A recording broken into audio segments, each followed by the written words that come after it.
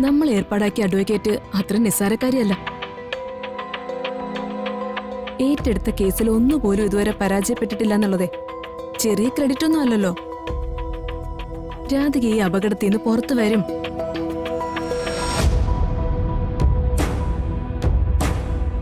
വരണടുത്തേ, അവള് പാടാൻ തുടങ്ങിയപ്പോ, അവളുടെ പാട്ടിനെ കുറിച്ച് എല്ലാവരും നല്ല അഭിപ്രായം പറഞ്ഞപ്പോ ഞാൻ ആഗ്രഹിച്ചിരുന്നു വാർത്തകളിലൊക്കെ അവള് നിറഞ്ഞു നിൽക്കണമെന്ന്. ആളുകളുടെ ചർച്ചകൾ അവളെ കുറിച്ച് മാത്രമാവണമെന്ന്. എന്നിട്ട് സംഭവിച്ചത് കണ്ടില്ലേ? ഓൺലൈനിലും മീഡിയാസിലും ഒക്കെ നിത്യേന പുതിയ പുതിയ കഥകളൊക്കെ സൃഷ്ടിച്ചുകൊണ്ടിരിക്കുക എന്റെ മോളെ പറ്റി. അവരെ കുറിച്ച് പറയാതിരിക്കുന്നതാ ഭേദം. അവർക്കാരുടെ സ്വകാര്യതയൊന്നും ഒരു പ്രശ്നമല്ല. വിറ്റുപോകുന്ന കാര്യങ്ങൾ പറയണമെന്ന് മാത്രമേ ഉള്ളൂ. എന്റെ മോളൊന്ന് പുറത്തു വരട്ടെ അടുത്തേ. എന്നിട്ട് ഈ മീഡിയാസിനെ മുഴുവൻ ഞാൻ വിളിച്ചു കൂട്ടും. അവരവളെ കുറിച്ച് എഴുതിയ ഓരോ വാചകവും തിരുത്താൻ ഞാൻ ആവശ്യപ്പെടും. ഓക്കെ ശ്യാമവാ. എടുത്ത് എന്നെ ഭക്ഷണം കഴിക്കാൻ നിർബന്ധിക്കരുത്. ഞാനൊരു വ്രതം എടുക്കുക.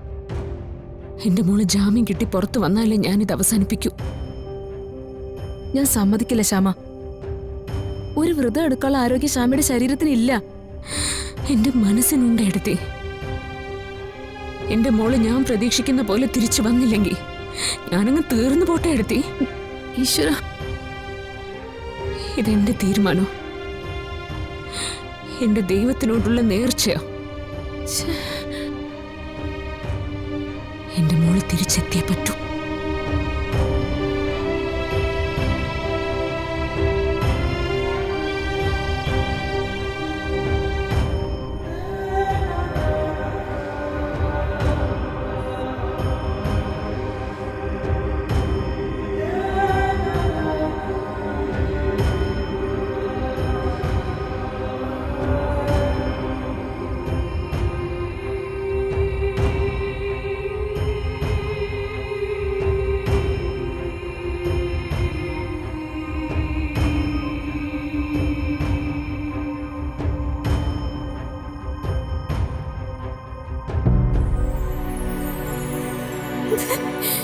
ചേച്ചി,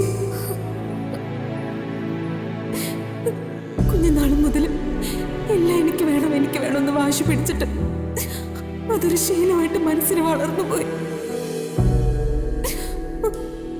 അവിടെ നിങ്ങളുടെ ആരുടെയും ശരിക്കുള്ള സ്നേഹം ഞാൻ മനസ്സിലാക്കിയില്ല. മോള്,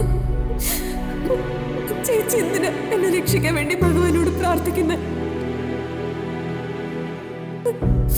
കുറ്റം ചെയ്തവരെ ശിക്ഷിക്കാനല്ലേ പറയേണ്ടത്? ചേച്ചി പറഞ്ഞ ഭഗവാൻ കേൾക്കുമല്ലോ.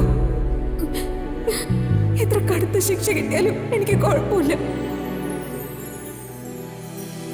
ഞാനിനി ഒരിക്കലും ഒരു വാക്കുകൊണ്ട് പോലും ചേച്ചിയെ വേദനിപ്പിക്കില്ല. അയ്യോ മോളെ, എന്നോട് പൊറുക്ക്. എന്നെ ശപിക്കില്ല ചേച്ചി.